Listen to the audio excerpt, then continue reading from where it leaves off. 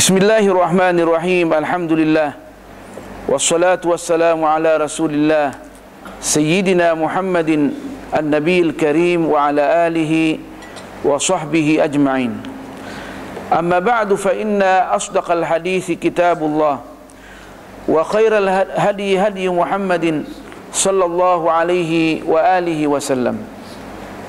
Wa syarral umuri muhdatsatuha wa kullu muhdatsatin bid'ah wa kullu bid'atin dhalalatun wa kullu dhalalatin finnar, atau kama qala sallallahu alaihi wa alihi wasallam. Tuan-tuan, puan-puan yang berbahagia, assalamualaikum warahmatullahi taala wabarakatuh. Segala puji bagi Allah Subhanahu wa taala yang senantiasa melimpahkan rahmatnya kepada kita semua. Mudah-mudahan nikmat ini senantiasa berkesinambungan sehinggalah kita berjumpa dengan Allah Subhanahu wa taala. Selawat dan taslim kami cucurkan kepada Rasulullah sallallahu alaihi wa alihi wasallam. Mudah-mudahan dengan selawat ini segala usaha kita dapat diberkati oleh Allah Subhanahu wa taala. Dan kita berdoa mudah-mudahan di dalam bulan Sya'ban ini Allah memberikan kita lebih banyak lagi petunjuk dan beramal untuk maslahat kita di akhirat, insya-Allah taala. Dan mudah-mudahan segala amalan kita di bulan Rajab Allah menerima, insya-Allah taala, meskipun kemungkinan terdapat beberapa pelanggaran. Mudah-mudahan Allah memaafkan kita dan menjadikan benda itu sebagai jembatan, insya-Allah taala, sampai kepada Allah. Dengan adanya kita kembali kepada Allah, Allah akan menjadikan benda itu, insya-Allah, kebaikan, insya-Allah. Yang penting bagaimana kita ini berinteraksi dengan Allah Subhanahu wa taala. Makanya itulah penting kita ini senantiasa bermuzakarah supaya mengetahui undang-undang Allah Subhanahu wa taala, terutama perkara-perkara yang kita hendak lakukan pada waktu itu, waktu yang sama. Kita tidak ada pilihan kecuali untuk mengkaji segala hukum hakam yang berkaitan dengan apa yang kita hendak lakukan dalam waktu dekat atau waktu sekarang ni. Ialah kita mengetahui ada yang dikatakan fardu kifayah, ada namanya fardu ain. Benda yang kita hendak laksanakan daripada perintah Allah Subhanahu wa taala, yang hendak kita laksanakan adalah menjadi wajib aini, meskipun pernah dia menjadi wajib kifai, ya kan? Seperti masalan selok belok apa yang berkaitan dengan Ramadan. Kita mesti tahu, kita mesti berjaga-jaga dari sekarang ni. Secara keseluruhan, secara global merupakan fardu kifayah. Tetapi dengan adanya kita sudah belajar nih menjadi wakil daripada syarak, kita mesti mengetahui benda tu, siap-siap untuk memberikan keterangan yang tepat kepada orang-orang yang memerlukan tentang hukum hakam yang berkaitan dengan puasa. Jadi sebagaimana yang kita janjikan, kita akan memulai membaca bab atau kitab Asraris Saum, kitab yang menceritakan tentang rahasia puasa, bagaimana sebenarnya kita ini melaksanakan puasa, yang ditulis oleh Al-Imam Al-Ghazali dalam kitab Ihya Ulumuddin. Masih lagi jilid pertama. Jadi pembahasan mengenai Kitabul Ilm kita hentikan sekejap sebab kita menghadapi bulan suci Ramadan.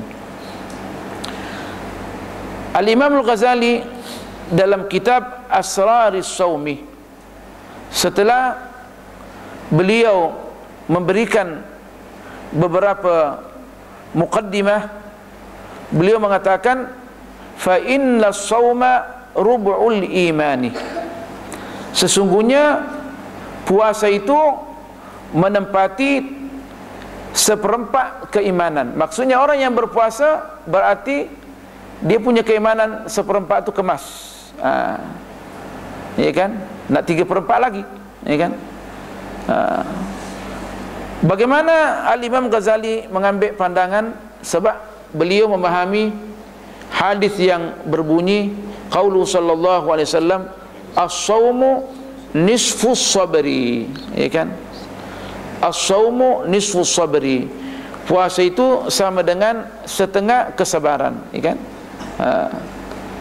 As-saumu nisfus sabri. Dan juga dipahami daripada sabda Rasulullah sallallahu alaihi wasallam, as-sabru nisful imani, kesabaran itu merupakan setengah keimanan.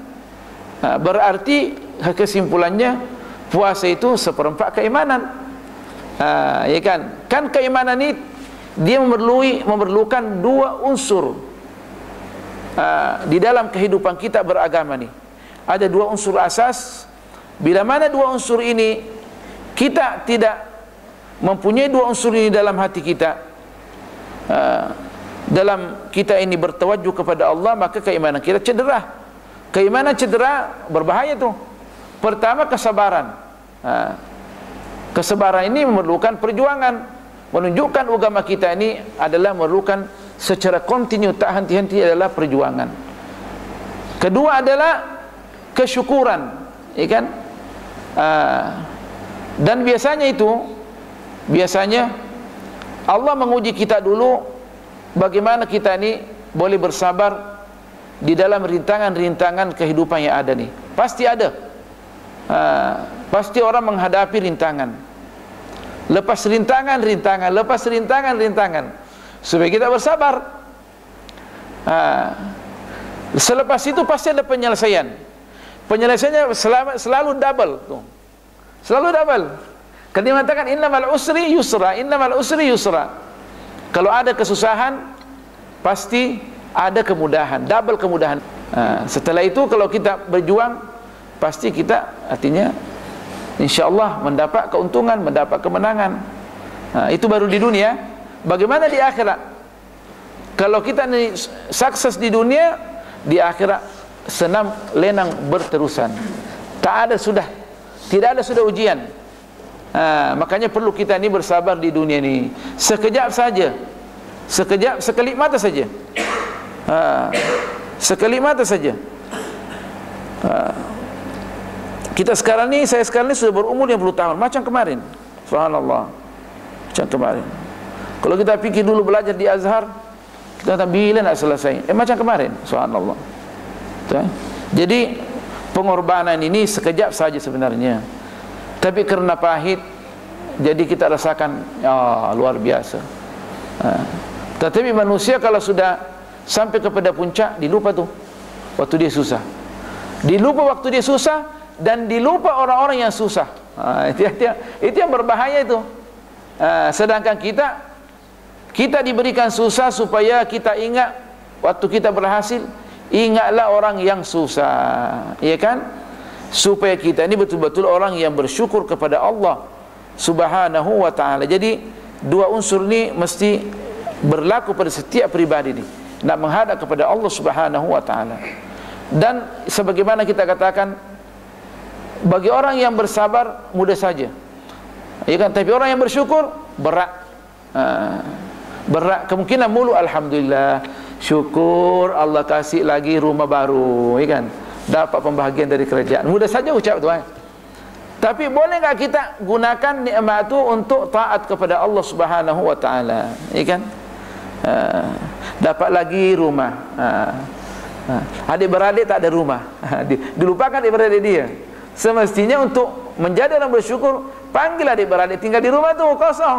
Disimpan juga kosong. 3 rumah kosong, dia punya kosong. Adik-beradik sewa rumah, suruhlah adik-beradik duduk situ. Allahu Akbar, ya kan? Untuk menunjukkan kita ini sungguh-sungguh bersyukur kepada Allah. Ingat waktu kita susah. Sebab syukur ini bukan di mulut saja, perlu, tetapi yang paling perlu kita memenuhi permintaan Allah Subhanahu wa ta'ala. Jadi kita kat sini as-sabru nisful iman, kesabaran itu merupakan setengah 50% daripada keimanan, okay? Sebab yang lainnya 50% lagi adalah kesyukuran. Kalau orang tu boleh bersabar dan boleh bersyukur, Allahu Akbar. Tetapi kita boleh perolehi hebatnya puasa itu, sebagaimana akan dijelaskan dalam hadis yang mana semua amalan ini daripada rukun Islam dan yang lainnya semuanya adalah diperuntukkan untuk manusia pada dasarnya, kecuali puasa. Fa innahu li wa ana ajzi bih. Sesungguhnya orang yang berpuasa itu sungguh-sungguh untuk saya. Sebab apa? Sebab dia boleh mengumpulkan dua unsur ni, kesabaran dan kesyukuran.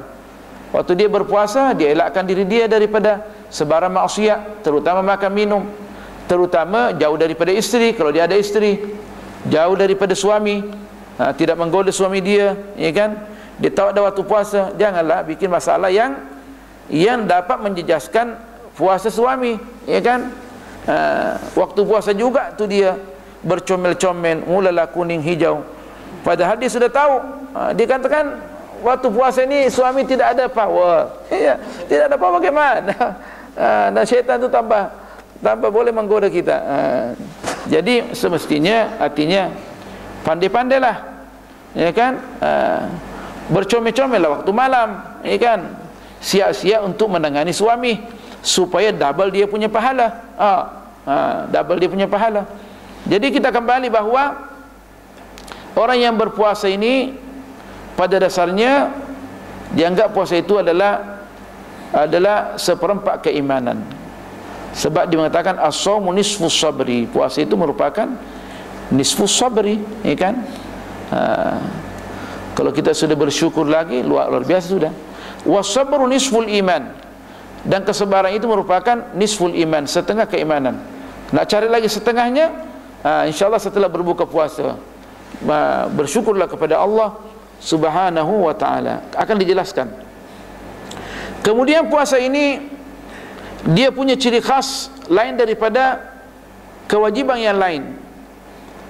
Kenapa? Karena Allah menisbahkan puasa ini kepada dirinya, bahawa sungguh-sungguh orang yang berpuasa ini adalah dilaksanakan untuk Allah Subhanahu wa ta'ala. Sebab boleh saja dia berpuasa, dia bohong, masuk kamar dia makan, dia minum, ya kan? Apalagi sekarang ni semuanya canggih, bilik air di mana, apa namanya, di kamar, semua boleh bikin. Nah, terutama orang kaya. Saya bukan orang kaya, kamar mandi saya di dalam juga. Padahal kita orang miskin juga tu. Subhanallah. Saya kadang juga tu bawa kereta. Ya Allah, kau maafkan aku ya Allah. Macam mana kira orang dulu, macam mana kira-kira jalan kaki saja pergi sampaikan dakwah. Kita ni pakai kereta segala, ya Allah. Ya, gunakanlah untuk khidmat Islam. Mudah Allah maafkan saya dan maafkan kita semua. Subhanallah. La ilaha illallah. Kenapa dikatakan demikian? Bahawa puasa ini mempunyai ciri-ciri khas lain daripada yang lain. Allah akan dijelaskan banyak. Dia katakan kullu hasanatin bi asyri amsalha ila 700 dha'fin illa as-siyamah. Kemungkinan dalam riwayat lain illa as-saumah. Fa innahu li wa ana ajzi bih. Hadis yang diriwayatkan oleh apa namanya, dan dinukil oleh al-Imam Bukhari Muslim daripada hadis ini diriwayatkan oleh Sayyidina Abu Hurairah yang ditakhrijkan oleh al-Imam Bukhari Muslim. Jadi hadis muttafaqun alaih.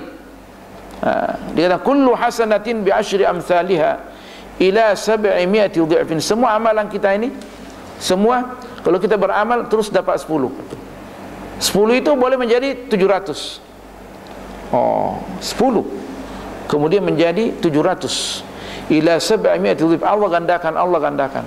Tentunya dia kembali kepada hati kita ni, macam mana waktu melaksanakan amalan itu. Kita ikhlas enggak atau tak ikhlas?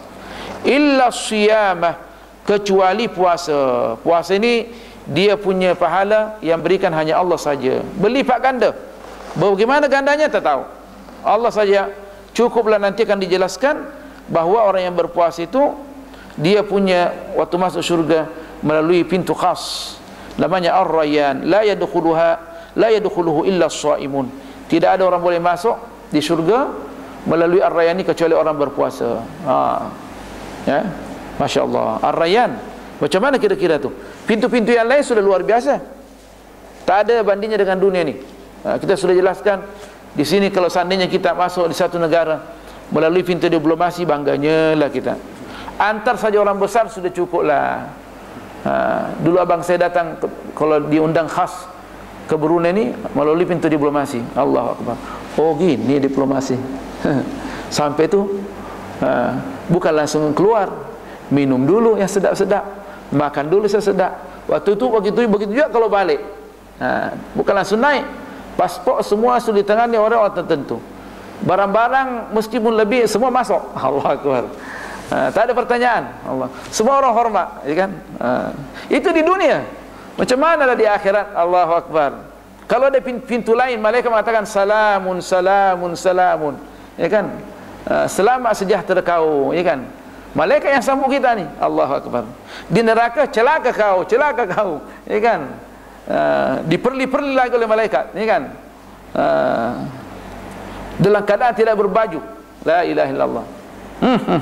Dirantai lagi. Inna lillahi. Bikin malu di semua manusia ada tengok kita. La ilaha illallah. Tapi di syurga dengan pakaian, dengan adab, Masya Allah.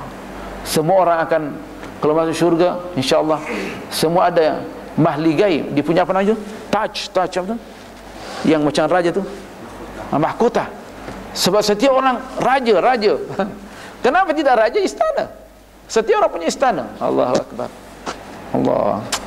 Kita macam mengkhayal, tapi itu yang dijelaskan oleh Al-Quran dan As-Sunnah. Barang siapa yang mengingkari, dia adalah keluar dari Islam. Allah. Dan yang salamun, salamun. Allah. First time 70 bidadari. Raja yang di dunia ada enggak 70 bidadari? Satu bidadari pun tak ada, ya kan? Kemungkinan istri yang dianggap bidadari berpenyakitan, ya kan? Kolesterol ada, dari tinggi ada, macam-macam. Bau mulut, bidadari mana ada bau mulut? Semuanya segar. Istrinya yang masuk syurga, Allah, lebih cantik daripada bidadari. Power 100%. Allah Akbar. Power 100%, tak pernah lemah. Allah, macam mana ada lemah? Di bawah istana dia ada susu, ada madu, ada arak yang tak mabukkan, air tawar. Masya Allah. Itulah kalau kita membaca tentang buku-buku yang syurga dan neraka ini, kita lupa diri. Kita kalau baca seakan-akan kita bukan di dunia. Lah sudah baca baru kita di dunia nampaknya. Ciptaan cantiknya tu kan. Jadi dikatakan orang berpuasa ini luar biasa, dia punya Allah. Berpuasa saja, berpuasa sunat. Coba tengok kita sampai zuhur. Pergi cek kita punya mata. Kita berwudu tengok matanya. Oh, lain bersih sungguh. Pertama, kesihatan kita akan dijaga. Saya dikatakan sumu tasihhu, berpuasalah kamu pasti sehat, ya kan? Otomatisnya gitu. Otomatisnya berapa banyak orang yang berpuasa, dia mempunyai penyakit doktor tak boleh tangani, tetapi sehat walafiat setelah puasa. Ada saya punya kawan, semua ada, gout ada, semua ada, gastrik semua ada. Dia puasa Senin Khamis. Setelah puasa Senin Khamis, meskipun musafir dia juga puasa Senin Khamis, dicek oleh doktor tak ada penyakit, gastrik tak ada, gout tak ada, semua tak ada. Allah, bersih. Sadaqa Rasulullah sallallahu alaihi wasallam. Betullah apa sabda Rasulullah sallallahu alaihi wasallam. Masya-Allah. Gitu Jadi puasa di akhirat tak usah bercakap, itu Allah yang tangani. Luar biasa dia punya pahala. Fa innahu li, kata Allah. Ini hadis kursi, sesungguhnya puasa itu sungguh-sungguh karena saya, dilaksanakan karena saya. Itu betul itu. Wa ana ajzi bihi, dan saya lah yang memberikan pahala. Berapa banyak? 70, 700 tak? Allah mengatakan wa ana ajzi bihi, saya lah sendiri akan memberikan pahala. Nanti berjumpa dengan Allah Subhanahu wa taala. Nanti orang di padang mahsyar, orang semua kepanasan, orang puasa mana ada kepanasan?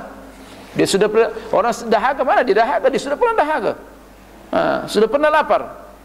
Tapi member ni 24 jam, masya-Allah. Makan terus, sedikit-sedikit makan.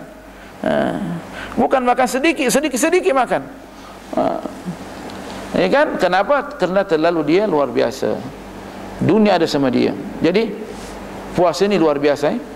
Itu riwayat Sayyidina Al-Imam Bukhari, Muslim. Naam. Wa qala ta'ala innama yuwaffas sabiruna ajrahum bighairi hisab. Dikatakan di sini as-sabirun yang pertama dimaksudkan dalam ayat ini adalah orang-orang yang berpuasa. Tentunya orang yang sabar yang lain juga, kan? Katanya diperuntukkan khas orang yang berpuasa di sini. Dalam surat Az-Zumar, kan? Innama yuwaffas sabiruna ajrahum bighairi hisab. Innama biasanya ini dia menjelaskan satu hukum dalam Islam dengan memberikan penekanan bahawa betul-betul tak boleh diingkari.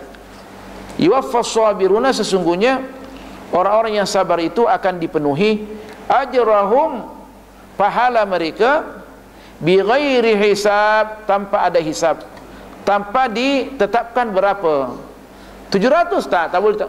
Ini Al-Quran yang mengatakan innama yuwaffas sabiruna ajrahum bighairi hisab. Makanya itu kita sebelum masuk Ramadan ini, yang mana kalaulah puasa selain bulan Ramadan dilimpahkan dia punya, digandakan dia punya pahala, macam mana Ramadan kira-kira?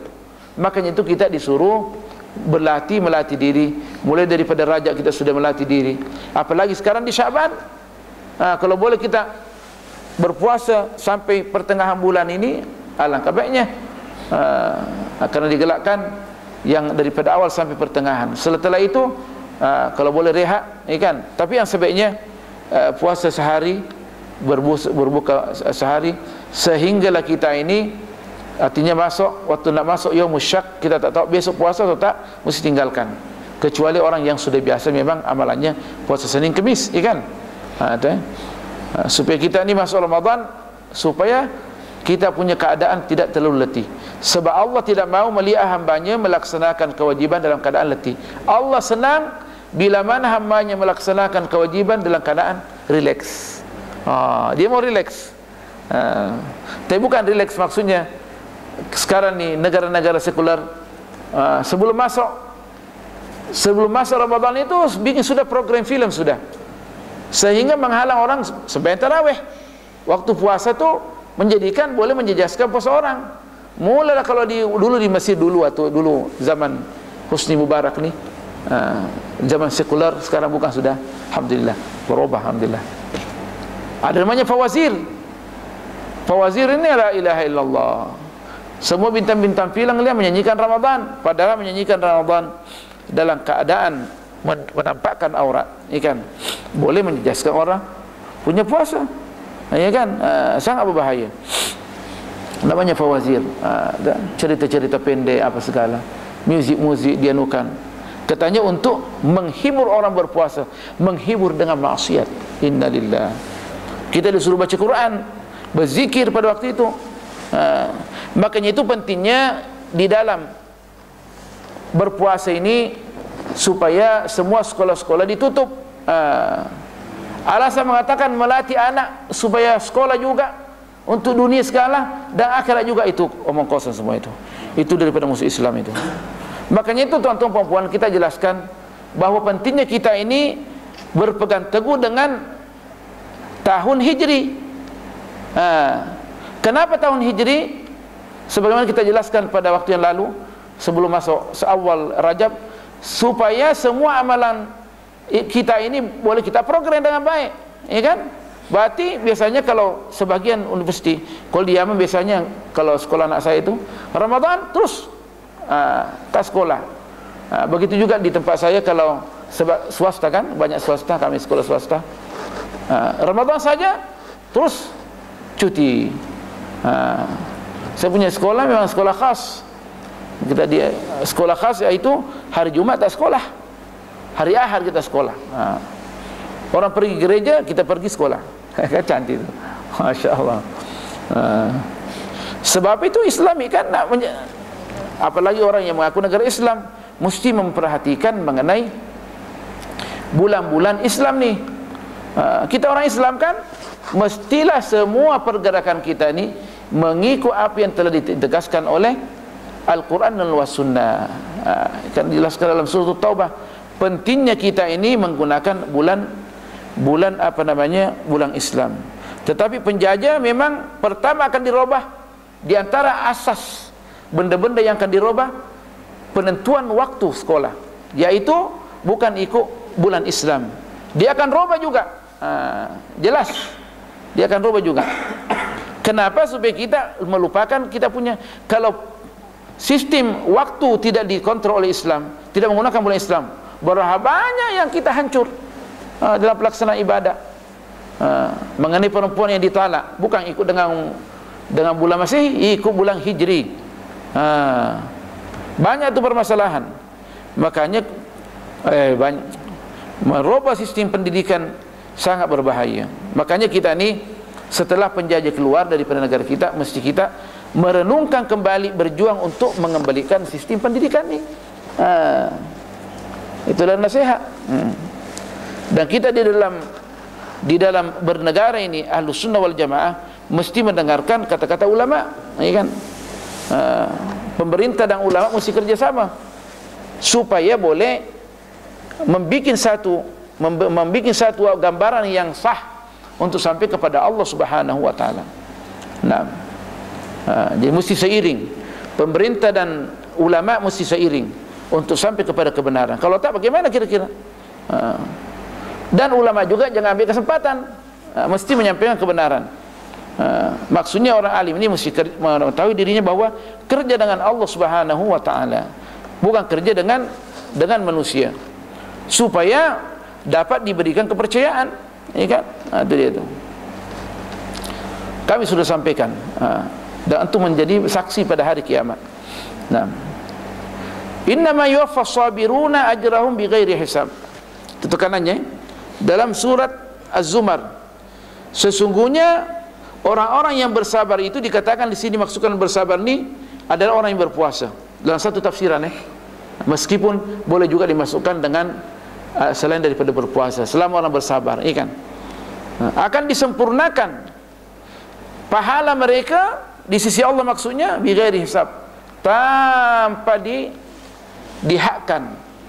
Tidak ada hisab, bukan 700, bukan 1 juta, lah lebih dari itu. Allah, itu kata Rasulullah, ruginya lah. Kata Rasulullah, ala inna al-aisha aishul akhirah, bukankah kehidupannya selanjutnya hanya di akhirat saja?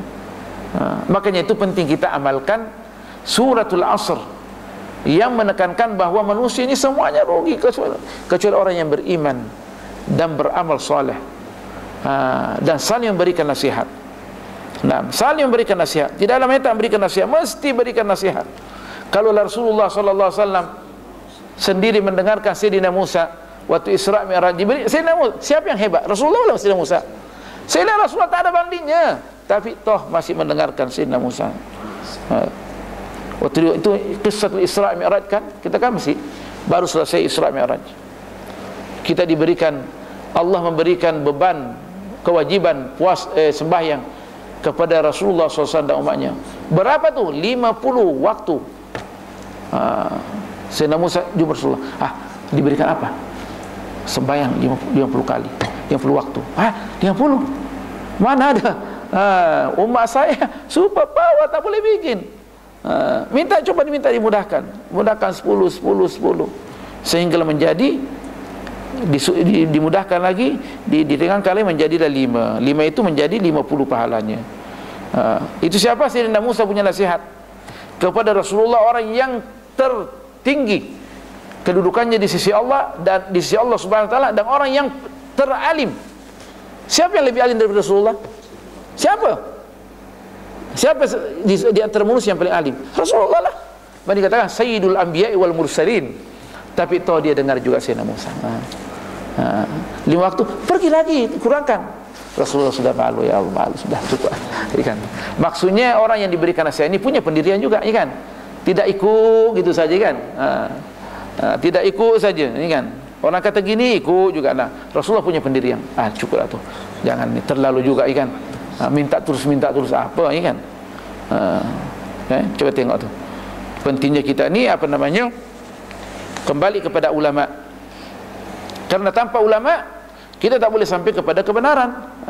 Kita ini bukan mengandalkan kita ini ulama, kita sama-sama belajar.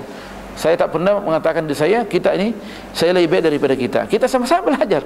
Sebab banyak lagi kami tak tahu. Allah, banyak lagi kami tak tahu. Banyak. La ilaha illallah.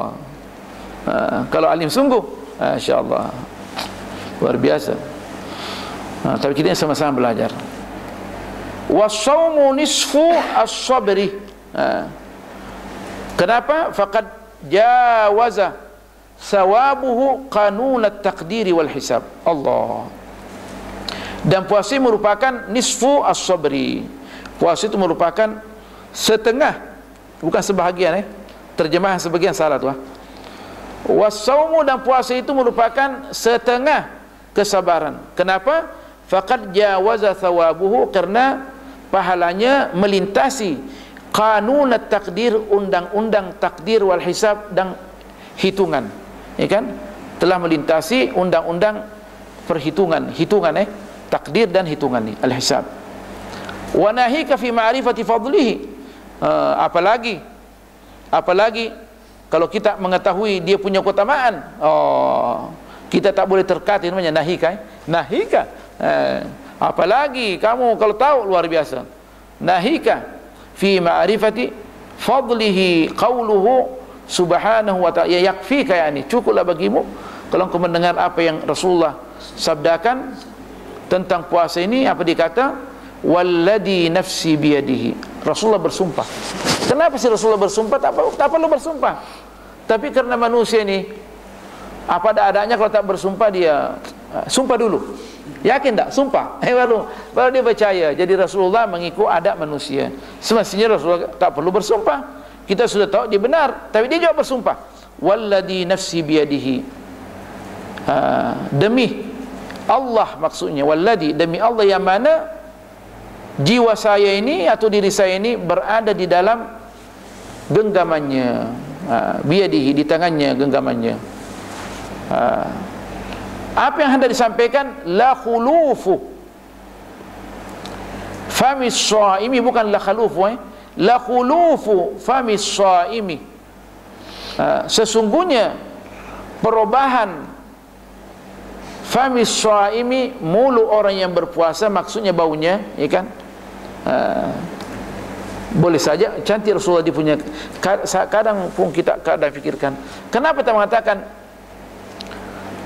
raihati famis shaim, bau orang yang berpuasa.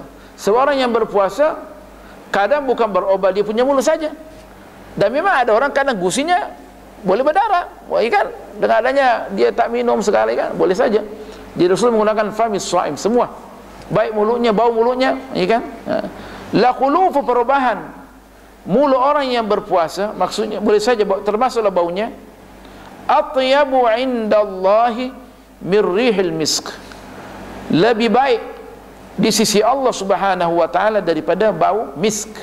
Allah, itu bau misk di sisi Allah, bukan bau misk di sisi manusia, ya kan? Karena manusia kemungkinan mengatakan ini minyak misk, padahal dia bukan misk, ya kan? Taruhlah misk, tapi misk yang di sisi Allah jauh lebih hebat. Kita sering mengatakan bahwa perbandingan yang ada di dalam Al-Quran dan As-Sunnah itu hanya hendak mendekatkan pemikiran kita terhadap sesuatu yang kita kaji dan yang kita bincangkan, karena dia tak ada perbandingan sebenarnya. Misk di sisi Allah di akhirat tidak mungkin sama di dunia. Otomatis itu, sebab banyak nas mengatakan demikian, ya kan? Fiha ma la ainun ra'at wala udhunun sami'at wala khatara ala qalbi bashar. Terdapat dalam surga ini benda-benda yang mana artinya telinga tak pernah dengar lagi, ma la ainun ra'at, mata tak pernah tengok lagi, telinga tak pernah dengar lagi, dan tak pernah tergores dalam hati, ya kan? Jadi perbandingan itu kesimpulannya menurut saya, tentunya itu apa yang kami pelajari, hanya untuk mendekatkan pemikiran kita. Sebab manusia kalau tidak diberikan perbandingan, mereka tak akan paham. Tidak akan paham. Jadi mesti diberikan perbandingan mengikut kehidupan dia, supaya dia tahu, ya kan? Supaya dia tahu. Dan perbandingan itu mestilah melalui kehidupan sehari-hari.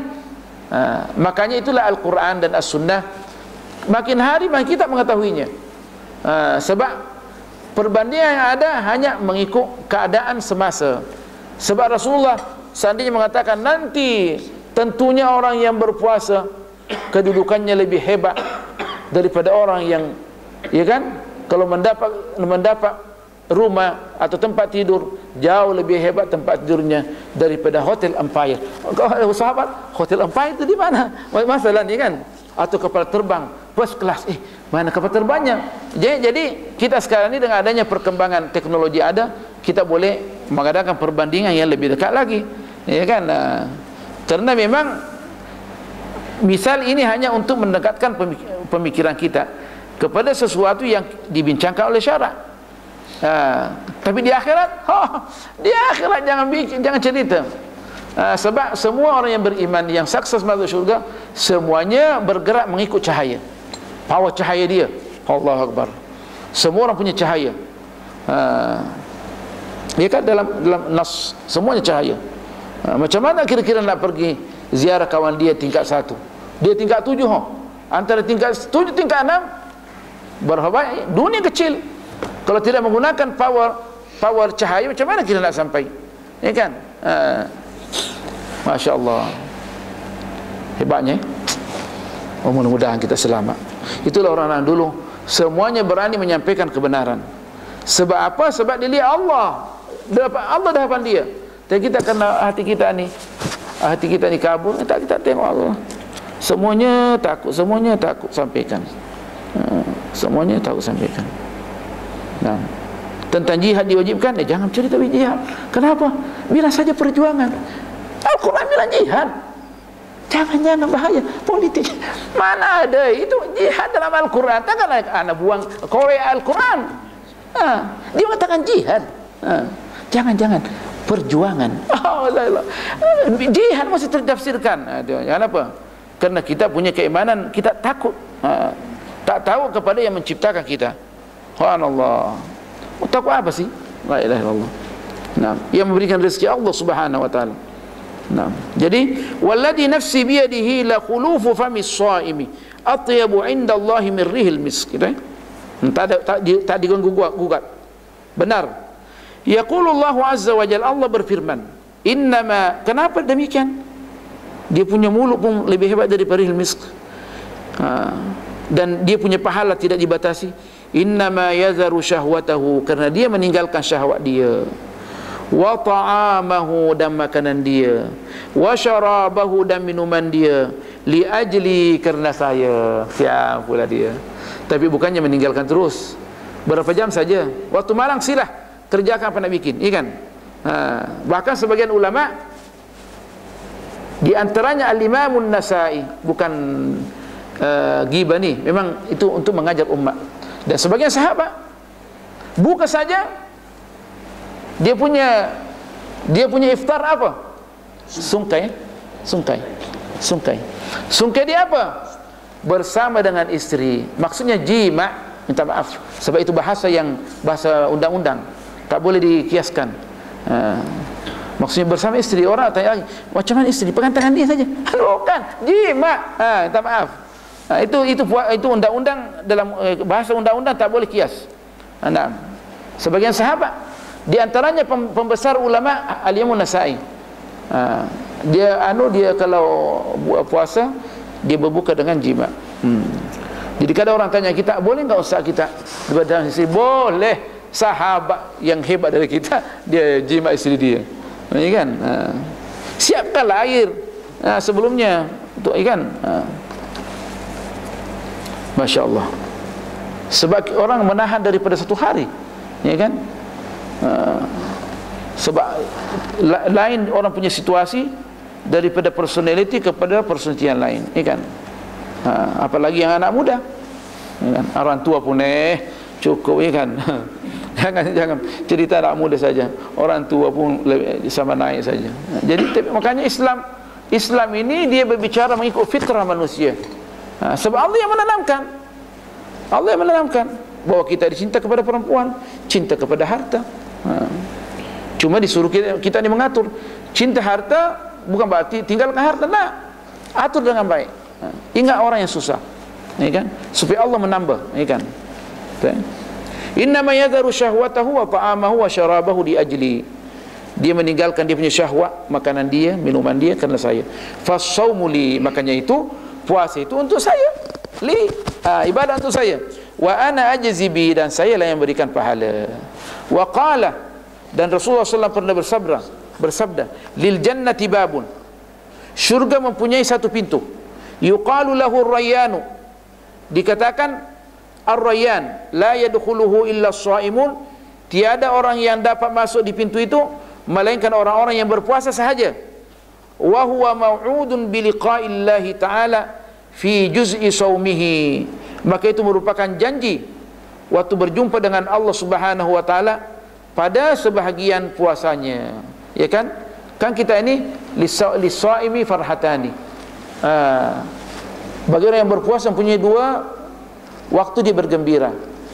Inda iftarihi, waktu dia nak berbuka puasa, sudah hampir ni. Cendolnya ada, sirap ada, semua ada, ya kan? Dia punya ikan panggang, ikan macam-macam. Ini lagi dia punya kupta dia macam-macam kan ada. Tapi yang sebaiknya jangan terlampau batas lah, ya kan? Dua. Tapi biasalah orang-orang yang punya kemampuan, semuanya ada. Ada si punya kawan tu, dia cendol, air tuak semua ada, sirap semua ada. Nak minum semua ini semua. Dia minum betul semua ada.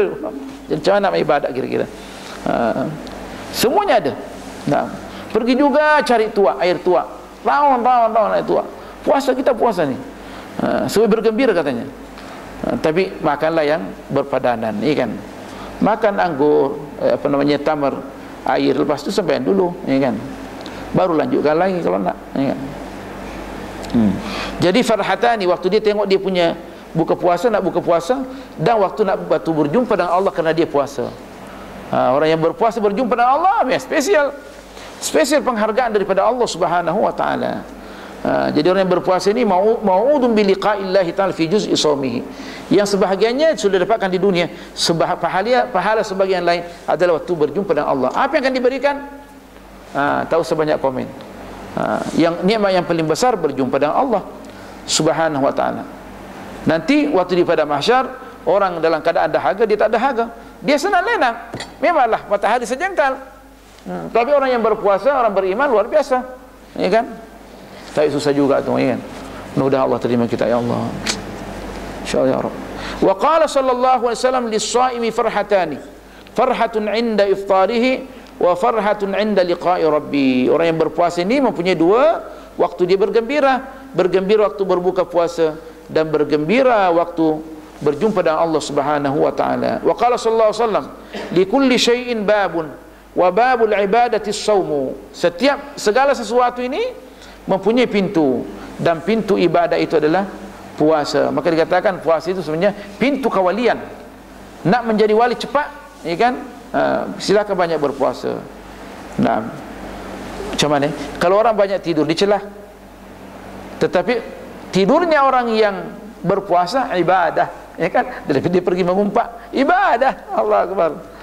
La ilaha illallah. Masya Allah.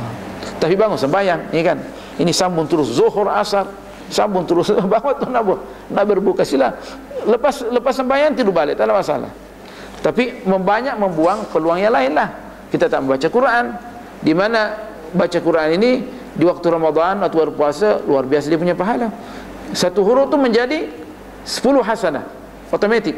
Tapi orang yang berpuasa bukan 10 hasanah saja, semuanya digandakan. Allahu Akbar. Nah, jadi dikatakan naumus shaimi ibadah. Ini mau kita takhrijkan ni. Naumus shaimi ibadah. Nah, dia merupakan ibadah.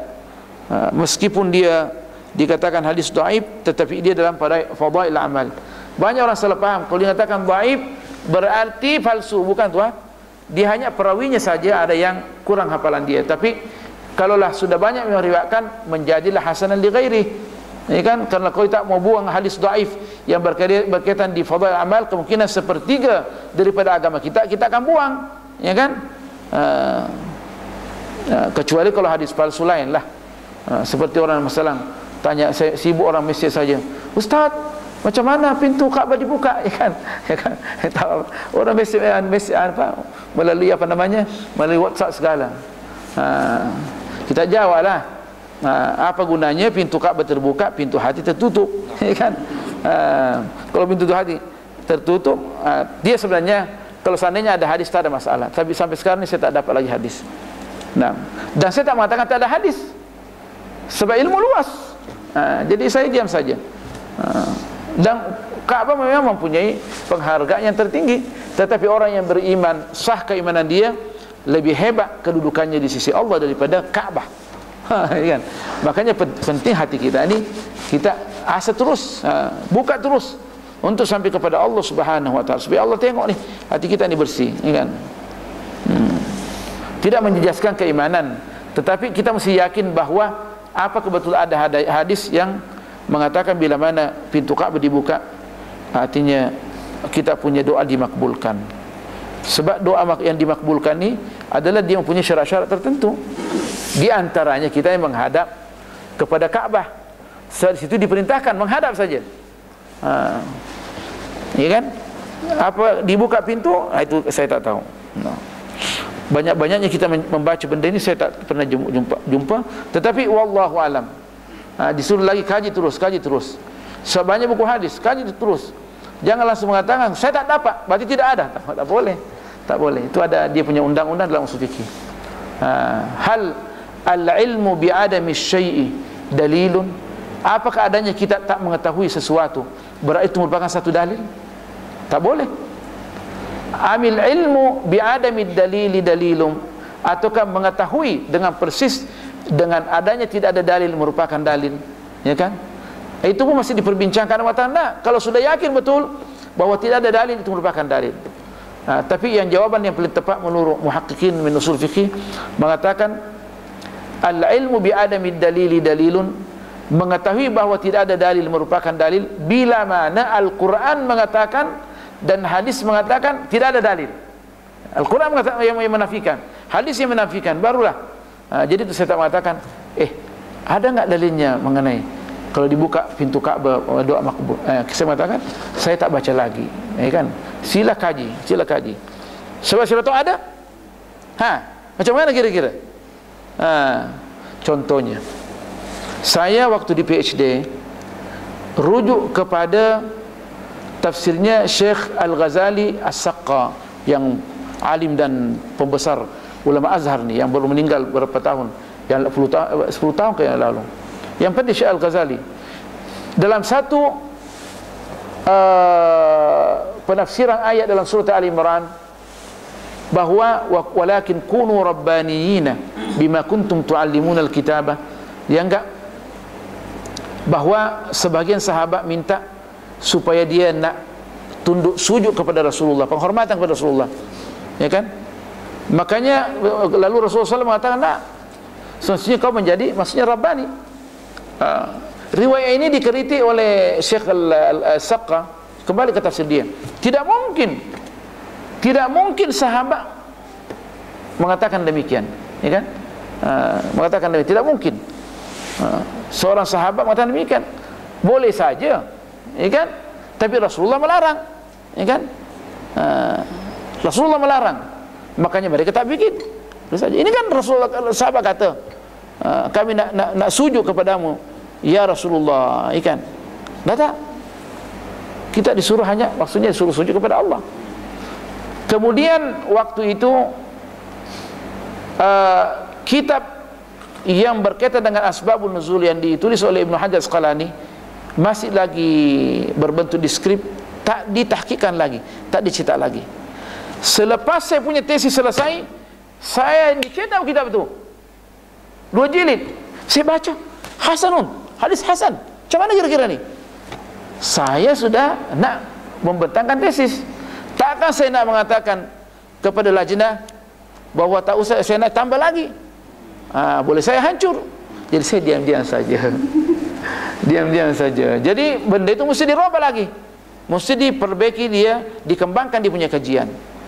Yang menguji saya 3 tu pun tak tahu, sebab buku itu baru dicetak 2 jilid dan saya sudah beli. Tapi sampai sekarang saya pergi la ilaha illallah. Apa saya nak mengatakan, saya diam-diam saja. Saya diam-diam saja. Dan saya kritik juga, tidak mungkin, ya kan? Tapi waktu itu saya mengatakan, kita jangan langsung mengatakan tidak dalil, boleh saja terjadi, ya kan? Jadi mestilah kita, apa namanya, dah saya punya komentar bahwa mesti kita ini mengatakan bahwa kita punya ilmu sampai di sini saja. Boleh saja nanti ada riwayat kalau pengkaji-pengkaji moden ini sungguh-sungguh khidmat Islam dengan penuh kesetiaan, boleh saja mendapatkan dalil lagi, mendapatkan sanad hadis ini. Hadis itu tak ada sanad. Kalau tidak salah diriwayatkan oleh Al-Imam Hasan Basri. Tak sanad dia tak lengkap. Setelah dicetak bukunya Ibnu Hajar Asqalani, Asbabun Nuzul, baru nampak sebiji dan sudah tahqiqkan. Saya sendiri goncang, nak sampai kan tak sampai, ini amanah. Diam sajalah. Kalau tak saya punya musyrik nak pergi Pakistan, boleh saja saya dibongkar semuanya tesis, akhirnya saya boleh balik, berapa banyak kerugian. Dan saya pun ada data, saya mengatakan boleh saja nanti benda ini benar, cukup bagi saya, cuma nak dilanjutkan saja kajian. Tapi saya diam, saya tak bilang siapa promotor saya diam, saya diamkan saja sehingga dia pergi ke Pakistan dan juga kembali kepada Allah. Dia benda itu saya tak sampaikan, semuanya nak balik. Iyalah, la ilaha illallah. Jadi kita mengatakan tak tahu. Boleh saja nanti ada satu riwayat mengatakan demikian, cuma kita katakan setakat kita punya kajian kita temukan lagi. Tak boleh mengatakan mana ada ini bertentangan dengan syarat, tak boleh. Kaji dulu baru mengatakan tidak ada. Kaji dulu. Siapa tahu ada, kita mengadakan ada pula. Kecuali kalau memang sudah dilarang, ada larangan daripada Al-Quran, nas dan hadis, baru kita mengambil tindakan. Jadi masalah ilmu ini kita mesti yakin bahwa ilmu kita terbatas. Pandai-pandailah berinteraksi dengan ilmu yang ada. Jangan langsung pandai berfatwa, bahaya nanti kan. Sebab semua fatwa ini akan dipertanggungjawabkan di hadapan Allah Subhanahu wa taala. Subhanakallah bihamdik, nashhadu an la ilaha illa anta, nastaghfiruka wa natubu ilaik. Bismillahirrahmanirrahim. Wal 'ashr, innal insana lafi khusr illa alladhina amanu wa 'amilus shalihat wa tawasaw bil haqqi wa tawasaw bis sabr. Bismillahirrahmanirrahim. Alhamdulillah wassalatu wassalamu ala Rasulillah sayyidina Muhammadin an-nabiyil karim wa ala alihi wa sahbihi ajma'in. Allahumma barik lana fi sya'banina وبلغنا رمضان وارزقنا بركات ليلة القدر وفقنا فيه لطاعتك يا أرحم الراحمين. أنزل السكينة والبركات والسكنات على الحاضرين والحاضرات واقض حوائجهم ووفق أولادهم وأولادنا يا أرحم الراحمين. اجعلنا وإياهم عندك من المقربين يا أرحم الراحمين. واغفر لنا ولوالدينا ولآبائنا وأمهاتنا ومشايخنا ولمن له حق علينا ولجميع المسلمين والمسلمات والمؤمنين والمؤمنات الأحياء منهم والأموات. واحفظ هذه البلدة بروني دار السلام وسلطانها ووزراءه من المسلمين وسائر بلاد الإسلام. وصل اللهم على سيدنا محمد والحمد لله رب العالمين. والسلام عليكم ورحمة الله تعالى وبركاته.